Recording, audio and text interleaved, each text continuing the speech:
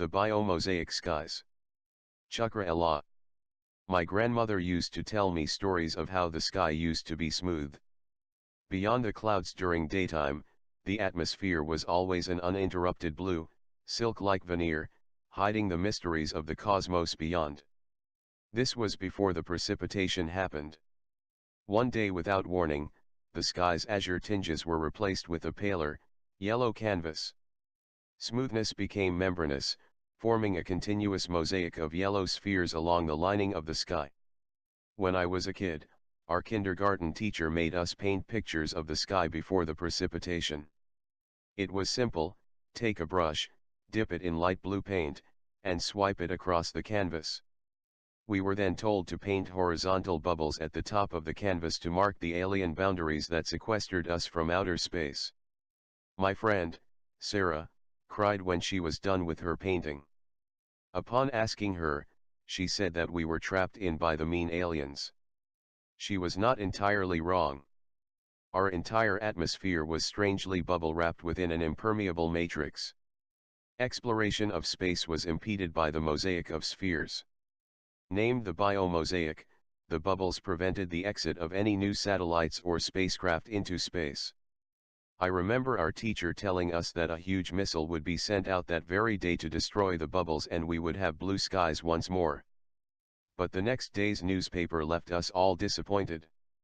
The mission was a failure. Unscathed, untouchable, perpetually unaffected by the explosion from the nuclear missile, the force of the explosions raining upon the biomosaic's surface only made it jiggle and reverberate, rippling through the entire mosaic. Life still went on uneventfully. People went to work. Corporations continued to squeeze people dry. Wildlife prospered and went extinct. Only the sky was different. It was beginning to make humans claustrophobic. The precipitation wasn't the only oddity that haunted us. From those bubbles, crystal showers began exuding onto the surface of Earth, tiny, pin-like white crystal fractals falling to the ground. Of course, the immediate thought, when they first began to fall, was that these crystals were dangerous, that it would prick and injure all the life below. But it was not like that at all. The crystal rain dropped as languidly as snowflakes, as solid as soot and stone. The crystal powders served no purpose. It was more of a nuisance, having those white crystals clogging the engine of my father's car. I remember reaching out for a fistful of crystal from the small pile on the ground outside my home once. They seeped out through the gaps of my small fingers, just like sand. Even as a kid, when everyone else was cursing at the biomosaic for encasing us within an impenetrable tomb and showered upon our Earth's surface with useless crystal powders, I always thought that the aliens were trying to tell us something. It would come as a hum in my head. But just like you would know where the chirp of a bird comes from, it was just instinctive to me that the biomosaic was humming into my mind. The hum came not as sounds, but as pictures. The biomosaics were trying to convey something. It was that fateful day when I found out that I had been given a gift. "Anouk, what are you doing, sweetie?" my father asked. I was standing on the lawn, white just after another rainy spell of crystals. Excited, I gathered the powder and began prodding it on the ground to form a hemispherical mound. Something odd happened then. The powder fused together. It became a whole, solid lump. I yelled for my father to come see what I did. He stood there with a furrow in his eyebrows, unsure of what to make of the situation. When he asked me how it happened, I told him that the aliens showed me how.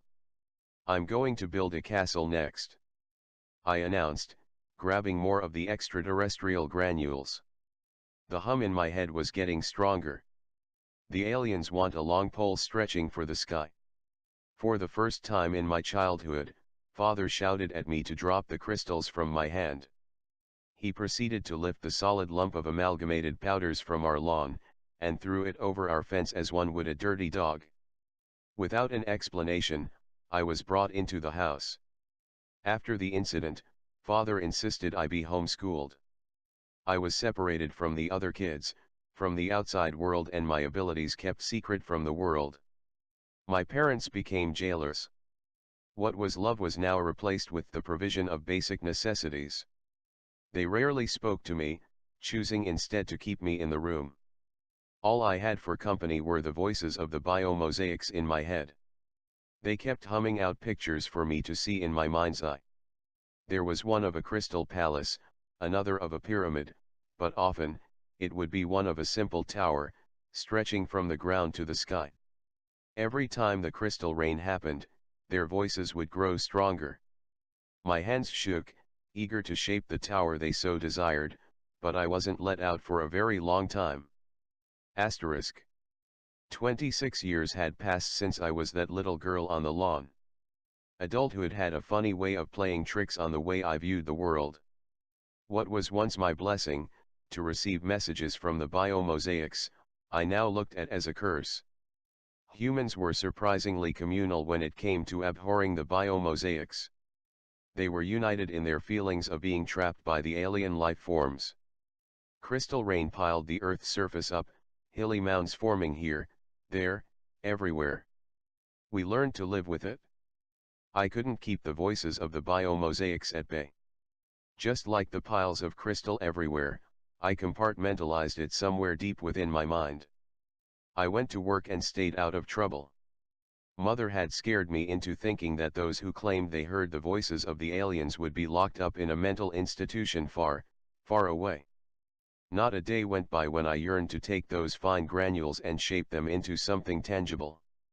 But the fear of judgment prevented me from doing so. It was then that I met Domlin. He came into my office on a quiet Wednesday morning.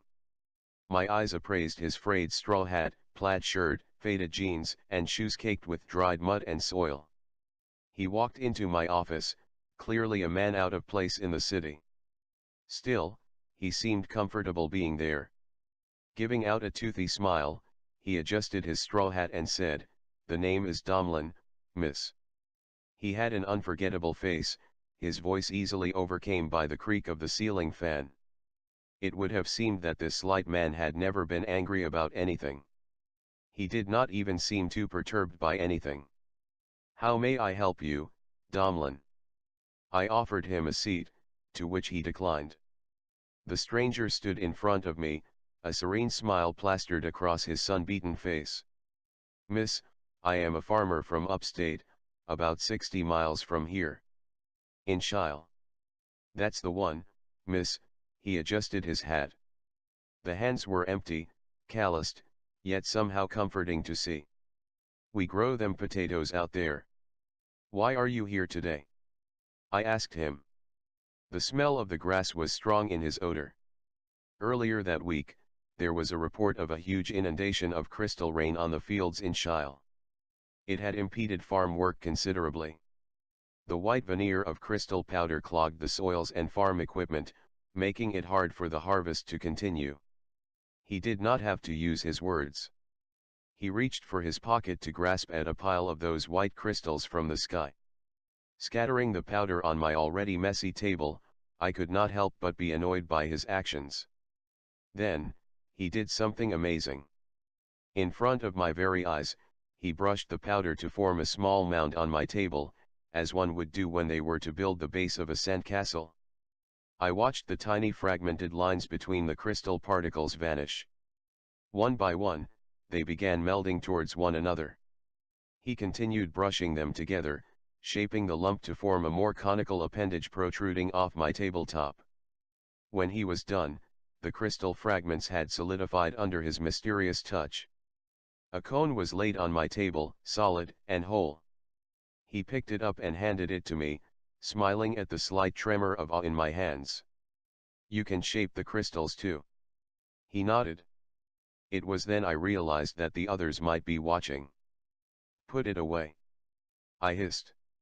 Domlin gave me a puzzled smile. I sighed. If anyone could see what we were doing, it would be the madhouse for the both of us. My hands touched the cone. Just as he could solidify the powders to become one big lump, I could reverse its reaction. Upon my touch and whim, the cone dissolved into its original shape, the powder falling onto the ground in front of us.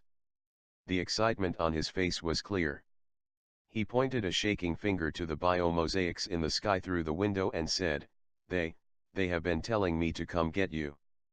I finally found you, miss. My colleagues were staring. Fortunately, they did not see what had just transpired. But a disheveled farmer shaking his hands passionately at me was enough to warrant anybody's attention. I have something to show you, he insisted, pulling at my hand. Asterisk. The newspaper reports on the fields of Shile were true. As we progressed towards Domlin's farm, the sheet of crystals grew thicker. At the last mile, the powder was a thick veneer on the once green lands. I saw cows impotently shift the powder with their hooves in search of grass. White permeated everywhere around, yellow above us.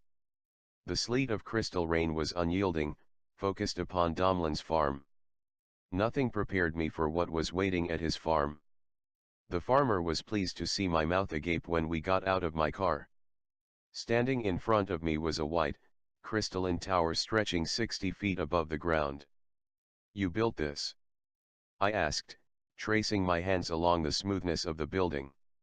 Nothing of its texture now implied its former, brittle, powdery origins. Domlin nodded.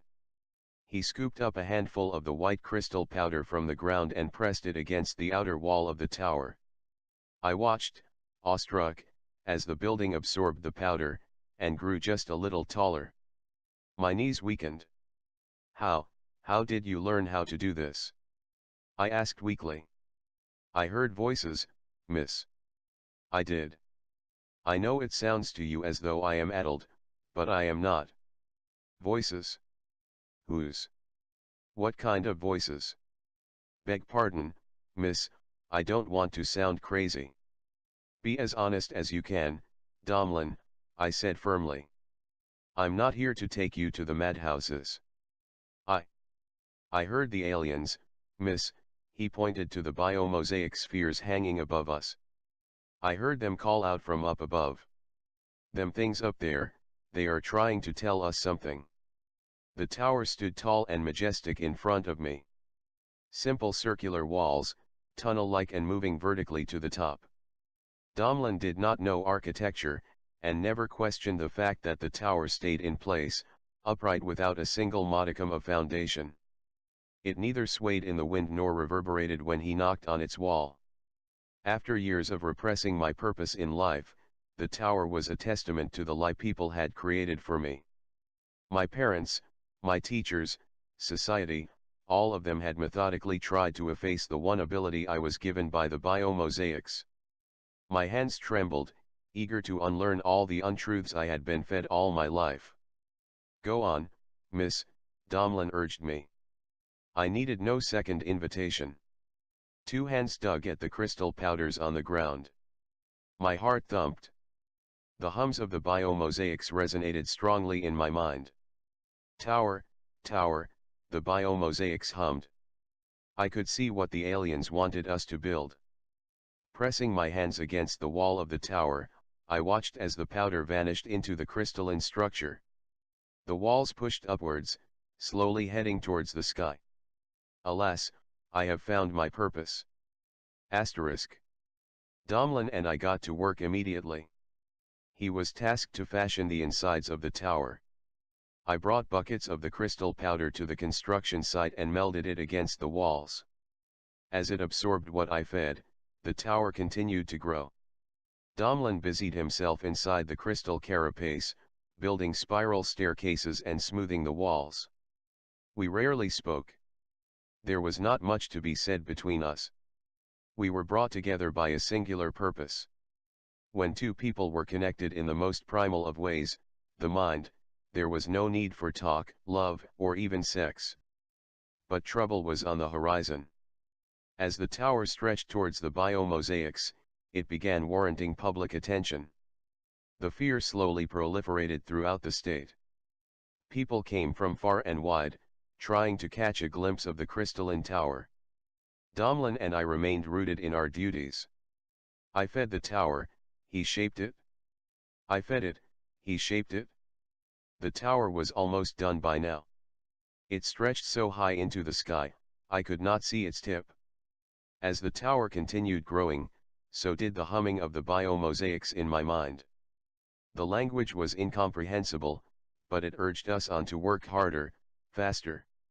It was not long when the military decided to intervene. The soldiers cordoned off the area around our crystalline tower. The public lined the perimeter of the blockade with their picket signs and haranguing. Domlin and I were called alien sympathizers, anti-humans, among other things. We did have our supporters. Passionate artists driven by sublime, out-of-this-world beauty of our crooked crystalline tower, endeared to the public to leave us alone. But they were the minority, of course. And no one listened when artists spoke with words. Thus, their move to repeal the protests ended unsuccessfully. My hands moved without hesitation, scooping at the powder and pressing it against the wall. The biomosaic's hum continued to resonate within my mind. I began to feel places outside the solar system. Other star systems. Other galaxies. The explosion and swirls of the Demilnera Nebula 25 light-years away filled my ears, music from the universe. When I needed someone to talk to, Domlin was there, our minds linked through the fine, interspersing neurons of the crystalline tower. Asterisk. The army remained there for 5 days, unsure of what to do with us. It was then that a woman by the name of Zara chose to begin contact with me. She introduced herself as the general of the army. I merely nodded when she spoke, too ingrained with my duties, scooping more powder to be fed into the tower. Her right hand was settled upon her gun holster, and she looked like she very much wanted to just kill me right then and there. This tower, you are building it towards the biomosaic in the sky. I nodded. We've been doing it for 2 months now. Don't you feel hunger? Zara asked. Our informants say you haven't left this place, not even for a second. The tower gives us all we need. When we are hungry, it transfers its latent energy into our bodies. There is no need for me to eat or sleep. We have orders to stop you from building this structure, Zara said. She looked at the tower, her eyebrows crinkled in disgust. I don't want this thing completed. I was not surprised by her waspish order. Still, I kept calm. We can't let that happen. The biomosaics need us to finish the tower. They are relying on us. Listen here, Zara said, grabbing my wrist with her muscular grip. We don't want to have anything to do with the aliens. For decades, we have been trapped in this cage, this matrix, and nothing can be done. And you want to build this tower just because those alien scums told you to? I remained silent. Her arguments meant nothing to me. My other hand touched the wall. I could feel the incontrovertible heartbeat of Domlin. He was somewhere thousands of meters above me, meticulously shaping the insides of the tower. The hum of the biomosaics and his pulsating heart was the only thing that kept me strong. They want to help us, General. That's what they are telling me. General Zara tightened the grip around my wrists. I winced in pain, but did not cry out. The music of the universe soothed my soul. You claim about hearing voices from above? Are you sure it isn't just voices in your head, Miss Sharma? I kept quiet. The biomosaics told me all I needed to know about the world. Domlin and I weren't the only people who could meld and shape the crystals. In Switzerland, a 4-year-old girl had a castle built out of those very crystals. It needed no foundation, steelwork frames, or latticed metal beams. She built it from scratch, taking one lump and putting it atop the other, till 3 years later, it was completed, a shimmering crystal palace. None of the other men or women in town could do the things she did. Quickly, after the castle was built, she was committed to a mental rehabilitative institution, never to be heard of again. There were others who were gifted. A man in South India, a centenarian in Mongolia, a toddler in South Victoria, Australia, and 2 in South America. Instead of honoring the gifts that were given to these special men, women, and children, the government decided to do away with them.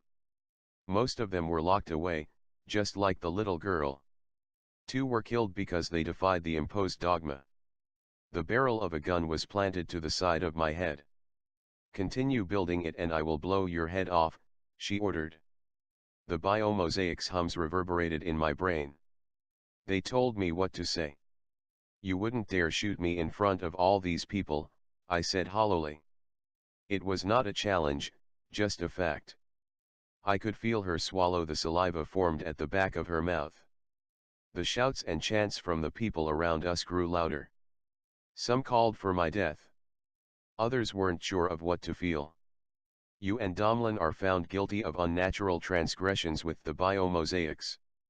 Unnatural transgressions. All you are interested in is control. You don't care about the true nature of the Biomosaics and the communication they are trying to bridge between us. Those creatures are vile, Miss Sharma. And you are prejudiced. You, like everyone else, want to have someone or something to blame. And people like Domlin and the Biomosaics, they have to suffer for your inherent selfishness. Idiot woman. The aliens are merely keeping us caged. Look around you, Miss Sharma. This sentience, if they wanted us to travel the vacuum of space, they would have let us done so. I scooped up one pile of powder from the ground and kept it contained within my palm. "No more, Miss Sharma. No more." Zara seethed. I could hear the revolver click against my forehead. "The tower is almost done, Domlin," I said telepathically. Miss, it is, almost." He was thousands of feet above us all, standing at the top of the tower. I could not see him, but I felt him in every fiber of my soul. I smiled. Zara continued shouting into my ears, but it sounded like she was miles away. How could they have thought us mad? We were at peace, fueled by our inherent desire to complete something pure and innocent. "Are you nervous?" I asked him. Domlin shook his head. As the months had passed between us, he had grown quieter in words, yet fuller in presence. He was standing just below the Biomosaic. Through him, I could feel the wind roar, and the oxygen pour on such a level, but it did not matter. The tower gave him life and sustenance. For months, we had forgotten what it was to breathe, to sweat, or sleep. "Can you hear them?" Domlin asked happily. "Can you hear their excited hums?" I heard them from the ground. Eager sounds from the Biomosaics filled my mind. A smile rippled across my face. "What's going on?" Zara shouted. "Why are you smiling?" "Domlin is about to complete the tower," I answered honestly. "He needs, just a little more crystal powder." "Send it to me, miss." I held the crystal powders in my hand. The tower was complete. This was the last feed it needed. Domlin would use it to shape the pole, completing the bridge between Earth and the Biomosaics. "I warn you, Miss Sharma. Feed the building, and I will be forced to shoot you," Zara said, the hand on her gun unwavering. Domlin hummed a tune which filled my mind. It was as if he was right next to me. "Music, music. I can hear the music of the universe, miss. The Biomosaics have been waiting to share them with us." I watched with disinterest as Zara ordered for the cruisers to head towards the top of the tower. "Blow that idiot, Domlin, off the tower if you have to. Make sure he does not complete the structure," she screamed. "Domlin, they are going to kill us." The cruisers were still below him by a few hundred feet, the distance between them and him fast decreasing. "It is fine, miss." Them aliens knew that this was going to happen. The farmer, God bless him, was not moved by the time-induced pressure. With the patience of an expert potter, he fashioned the crystal latticework, the last few centimeters. Slowly but surely, the crystal was inching towards the Biomosaic. "A bit more. Not another move, Miss Sharma."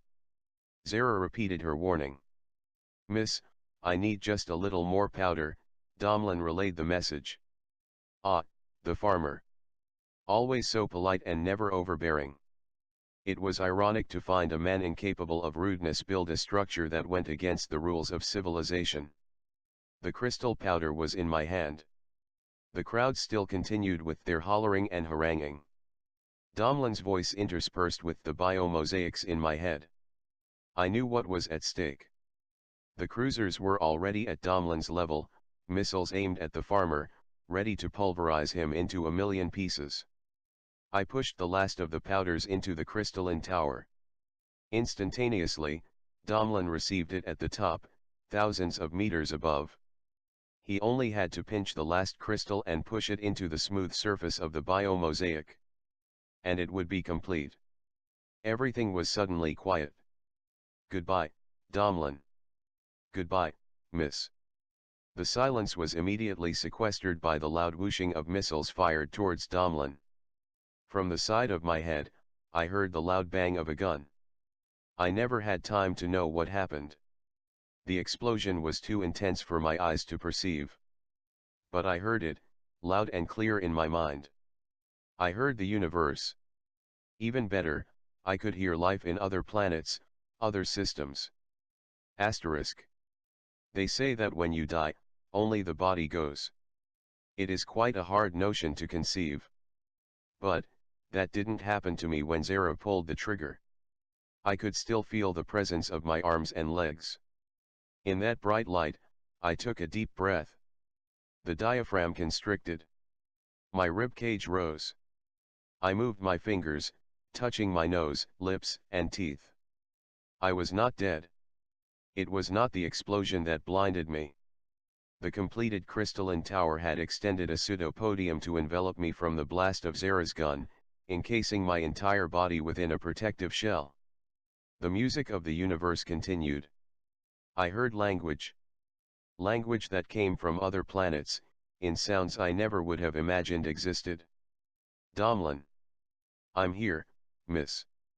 Relief washed over me, knowing that he was unharmed by the missile blast. Do you? I hear them too, miss. I hear them too. This isn't vague music anymore. I could feel his infectious, teary excitement. The sounds continued fleeting in and out of my mind. I understood then that this tower we had built was no useless, arbitrary structure. This was a communication tower, to transmit our existence to the rest of the universe. The cable was complete. The biomosaic was fully connected to the nucleus that was the Earth. The pseudopodium unraveled from my body. I felt the cool, familiar air of the Earth once again. General Zara stood there with a stunned look on her face, her hands shaking. She cocked the revolver once more, this time at my chest. Where the barrel aimed at, a small coating of white protected me. Shooting me will not solve anything, General Zara. What have you done? What have you done? She shouted. Another shot was fired. The crowd behind us gasped. I was unharmed. The force of the bullet was absorbed by the white pseudopodium still wrapped around my chest, extending from within the tower. The metallic kernel of the bullet fell impotently to my feet. Look, someone shouted. Gasps reverberated through the crowds. The biomosaic spheres began disappearing. One by one, they imploded, and vanished into nothingness. Only a collective few remained in the sky, floating languidly between our atmosphere and space. Yellow began to vanish. From beyond the now vanished biomosaics, the blue sky began to peek through. The smooth cyan canvas interspersed with the bubbles of yellow. Never had anything looked so beautiful in my life. So, that's what a blue sky actually looks like, someone said. What's happening? General Zara asked. Many could not process what was happening. The music of the universe still radiated in my mind. I could hear the voices of other sentient life in distant galaxies, from Turtle Note 24X, Esiremi, Cir, and 45 Eteruplet. We were to carry this message to the leaders of the world. We were the carriers of the messages from the cables that were connected to these other life forms. And they wanted to make contact with us. Take us to your leaders, General Zara. We have a message for them, I said to an astonished military woman. A little too corny there, miss, Domlin said at the top of the completed tower. I laughed the laugh of a person with a purpose fulfilled. Asterisk. And if you come over here, oh, watch your step over there, the ground here is slightly muddy. The tourists from many distant galaxies surrounded the crystal tower. The tour guide was happy to see the crowd of 30 or so life forms. Natives from Turtle Note 24X, Aciremi, and even a family of sea ayers hovered around the structure. Humans still made the bulk of the crowd of tourists. They looked up at the tower stretching miles into the yellow, mosaic sky. Compared to the other crystalline towers that followed, this was crude, almost ugly to look at. Yet, there was something primitively beautiful about the crooked way it was built, compared to the other 100 or so towers on Earth built thereafter. Two statues flanked the base of the tower, one of a long-haired woman, the other of a man in a straw hat. Now, the tour guide smiled to the crowd. Can anyone tell me what this tower is? A humanoid boy from Turtle Note 24X put a hand up. The guide gestured for him to speak. It is the first communication tower built 500 years ago. The tour guide gestured for everyone to clap at the boy's correct answer. This was the first galaxy-to-galaxy communication tower built 520 years ago. And as some of you might know, when this first tower was built, it allowed Earth to have trans-galaxy communications with other planets and galaxies easily. Information that would normally take billions of years is now cut short to practically just hours. But why is this tower crooked compared to the rest? Didn't they have good construction skills then? A snooty sea ayer asked through its translato bud. The guide laughed. Well, the funny thing is that humans were opposed to the biomosaics at the time and did not want the tower to be completed. The two people who built this tower, Domlin Blarini and Anouk Sharma, they never had any architectural skills. If you look at the walls here, you can see how the crystals were haphazardly stacked upon one another. It would seem that these two were pressed for time. A collective buzz resounded amongst the members of the tour. The guide pointed at the statues. This was always her favorite part to tell. Tourists always wanted to know what happened to Anouk and Domlin. Domlin Blarini was a simple farmer. The land we stand on today used to be his farmland. Anouk over there, she pointed at the other statue, was an office worker. The story has been retold many times, so no one really knows how they met. Some say that they were lovers. Others disprove that. But what we know for sure was that the biomosaics were the ones who brought them together. At this, most of the tourists extended their heads to look at the yellow spheres in the sky. Intermittent and porous, it made the sky look like a bubbly cheese wheel with pools of blue. It would be interesting to note that many people tried to stop them from completing this first tower. On the day the tower was completed, they were almost killed by the military who were under orders to destroy the structure. Now, if you will follow me over there, we will see where Domlin was reputed to have lived as a simple farmer. And then later, if we have time, we may even go to the Preservato Museum where some of Anouk's possessions are on display, along with the story she left us about her experience. 520 years. Can you imagine? The sky was continuously yellow and languid, and with the protective shell of the biomosaics, Earth was now on the map of the universe.